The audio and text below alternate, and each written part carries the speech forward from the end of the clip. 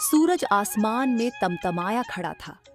जमीन पर पैर रखना भी जैसे आग पर चलने जैसा हो गया था।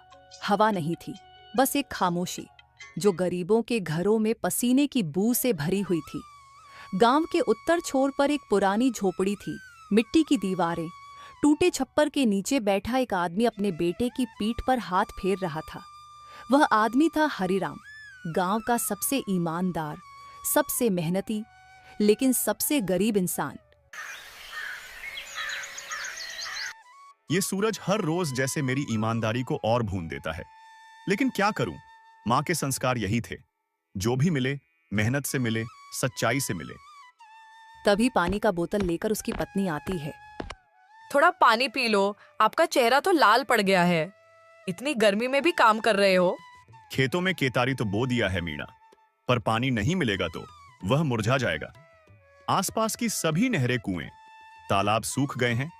अब खेतों में पानी कहां से दूं, कुछ समझ में नहीं आ रहा है। आप क्यों नहीं बगल के खेत में कुआं खोद लेते हो? अभी तो अप्रैल का महीना ही चल रहा है। मई जून में तो गांव के बचे खुचे नहरें भी सूख जाएंगे। तब क्या करोगे? उससे पहले ही कुआं की खुदाई कर लो। तुम सही कह रही हो मीना, मैं कल से ही कुआं की खुदाई में लग जाता हूं। उसी गांव में हरिराम का छोटा भाई रहता था, जो दूसरों से बेईमानी करके अपना महल जैसा घर खड़ा कर रखा था। जितना वह बेईमान था, उतना ही दिल का वह कठोर भी था। देख रमेश, गांव में सबसे बड़ा दूध का ठेका मैंने ले लिया, और वो भी मिलावट वाले पाउडर से दूध बनाकर। कोई पकड़ नहीं सकता मुझे। पैसे कमाने का असली तरीका यही है, दिमाग और चालाकी। पर भाई, तेरा बड़ा भाई तो आज भी खेतों में खट रहा है। क्या कभी उसे अपनी तरह नहीं बनाया तूने? वो बड़े भैया हैं, राम जैसा सीधा। कहता है हराम का पैसा घर नहीं टिकता, पर देख मेरा घर तो महल बन गया।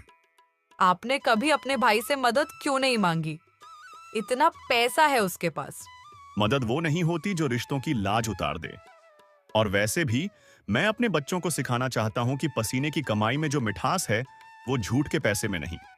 बाहर तापमान अब भी कम नहीं हुआ, लेकिन हरिराम के माथे का पसीना जैसे उसकी सच्चाई का गहना बन चुका है।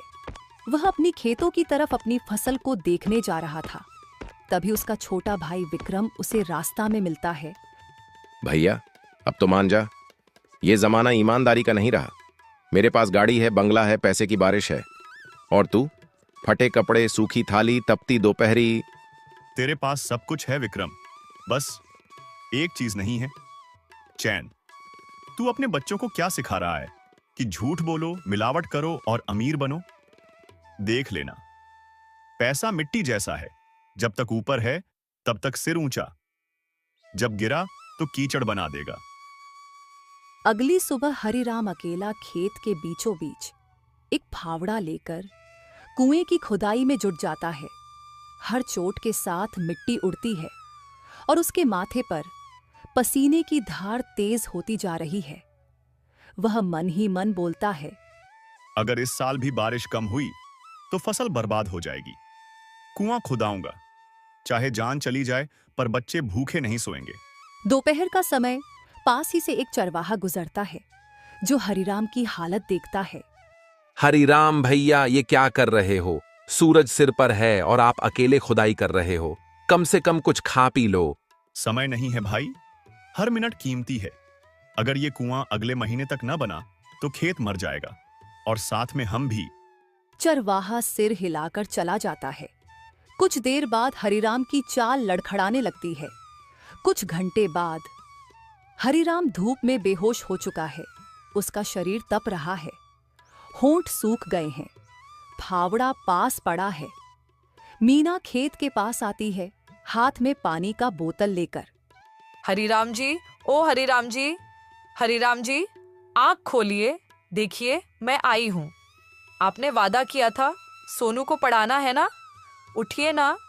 हरिराम की सांसें बहुत धीमी हो गई हैं। वह एक बार आंख खोलता है।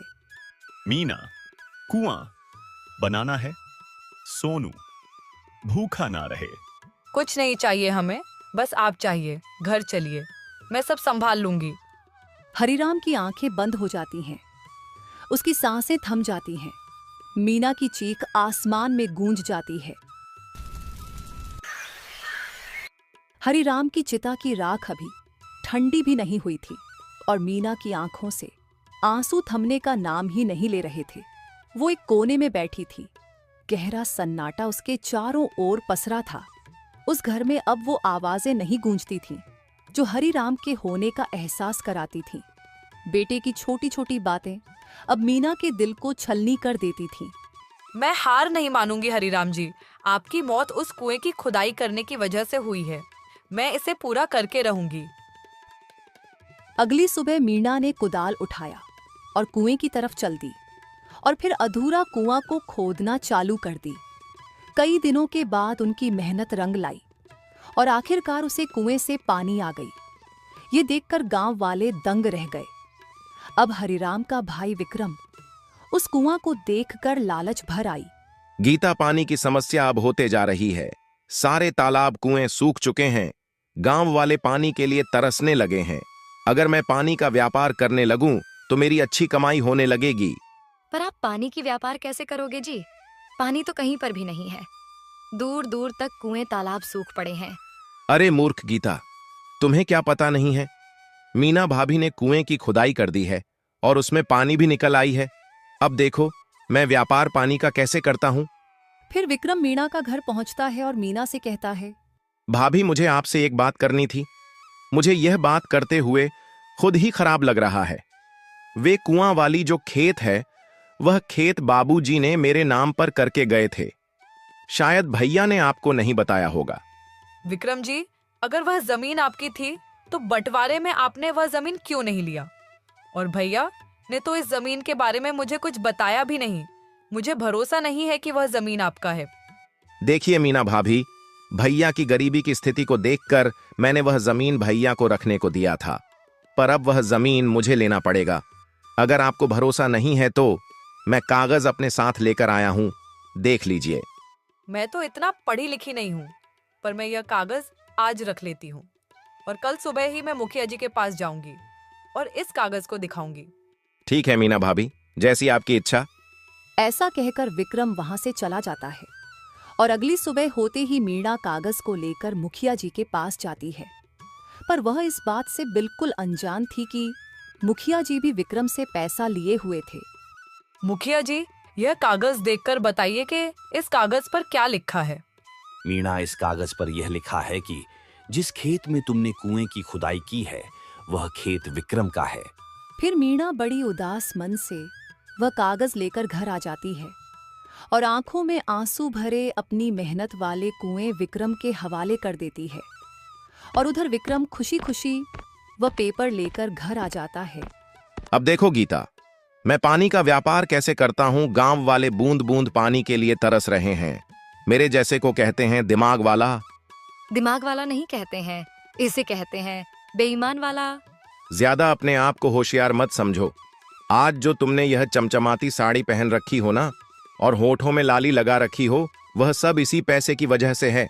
फिर विक्रम अपने नौकरों से कहकर गांव में यह बात फैला देता है कि सुनो गांव वालों, आप लोग की पानी की समस्या विक्रम भैया ने खत्म कर दी है। अब पानी जिनको भी चाहिए वह विक्रम भैया के कुएं से ले जा सकते हैं। पैसे दे जाओ और पानी ले जाओ। कौन बेच रहा है पानी? विक्रम कहता है कुआं उसका है और अब जो चाहे पैसे देकर पानी ले। अरे ये तो वही कुआं है ना जो मीणा ने खोदी थी। हाँ भाई, उसी का है। उस बेचारी ने तो महीने भर तक अकेले खटखट करके गड्ढा खोदा था। जब उसका पति मरा था तब मीणा ने हिम्मत नहीं हारी। खुद मिट्टी ढोई, खुद पत्थर हटाए और तब जाकर पानी निकला। अब ये विक्रम कैसे मालिक बन गया?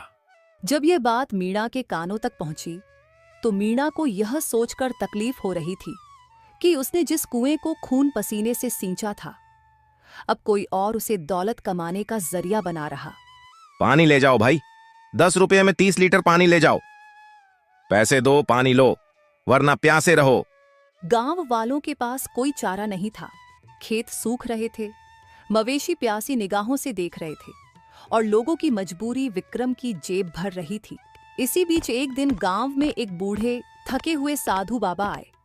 उनके गले में माला, कमर में झोला और पांव में फटे हुए चप्पलें थीं।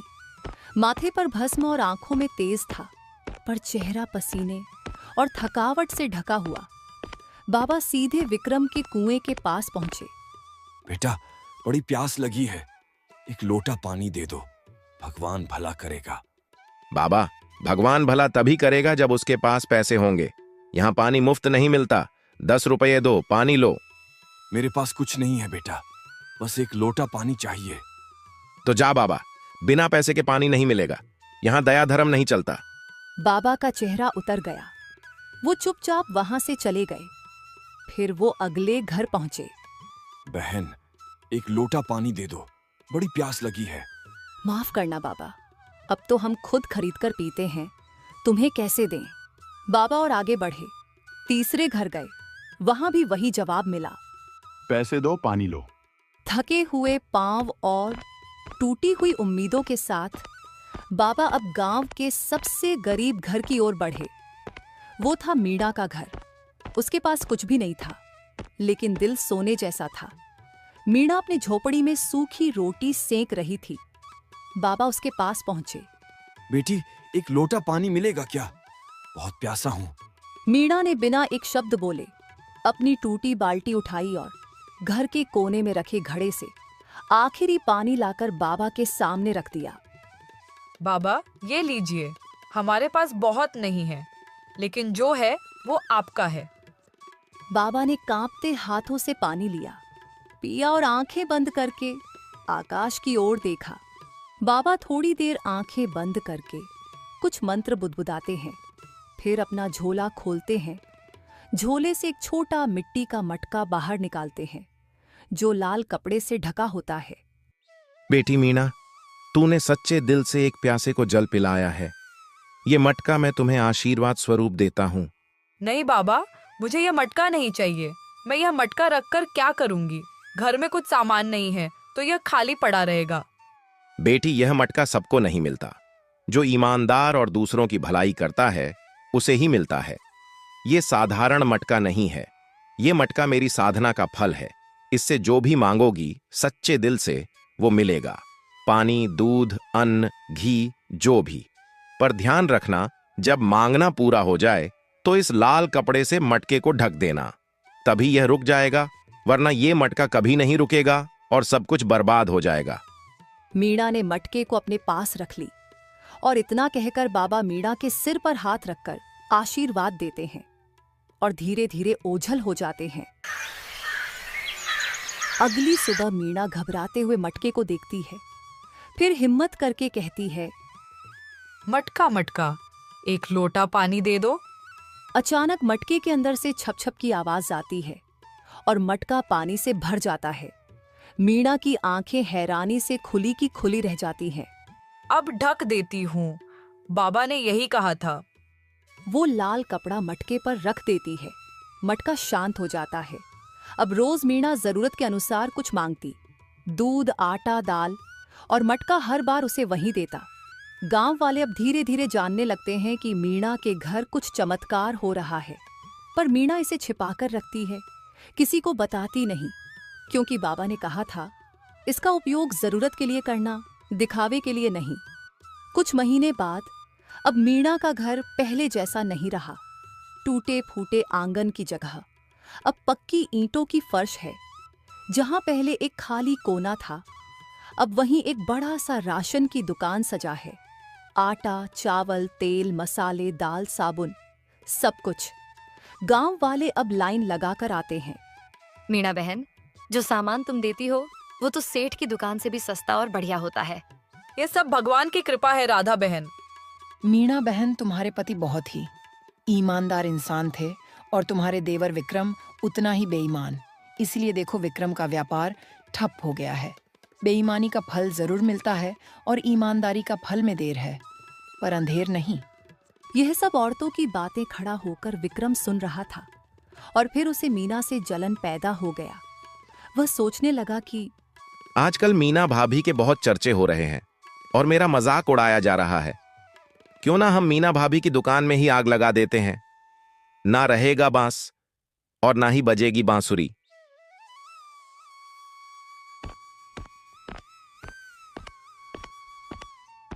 उसी रात विक्रम ने मीणा की दुकान में आग लगा देता है और घर में चुपचाप जाकर सो जाता है। सुबह होते ही गांव में पूरा हाहाकार मच जाता है कि मीणा की दुकान में आग लग गई है और सब कुछ जलकर भस्म हो गया है। जब मीणा को इस बात की खबर मिली तो मीणा बहुत ही उदास हो गई। तभी उस मटके के पास बैठकर गई और आंखों से आंसू बहने लगे। मीणा की आंखों में आंसू देख मटके को बर्दाश्त नहीं हुआ। तभी उस मटके से आवाज आता है, क्यों रो रही हो? मैं हूं ना, हिम्मत मत हारो। जो तुम्हें चाहिए वह फिर से मुझसे मांग सकती हो और आगे अपना रास्ता बना सकती हो। जो जैसा करता है उसको उसका फल जरूर मिलता है।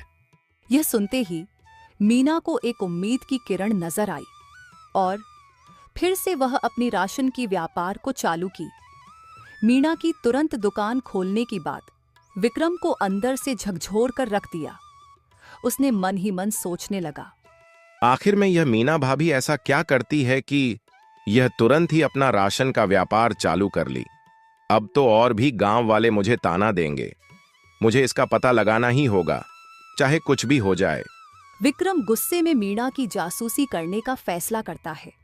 रात के समय विक्रम अपने गमछे से मुंह ढककर मीना के घर की खिड़की से झांकता है। अंदर मीना घड़े के सामने बैठी है। मटका मटका 2 बोरी चावल दे दो। मटके से बोरी भर चावल निकलता है। विक्रम की आंखें फटी की फटी रह जाती हैं। मैं भी कितना मूर्ख था। मुझे जड़ तक पहुंचना था और मैं सिर्फ ऊपर ही देखकर दुकान को जला डाला।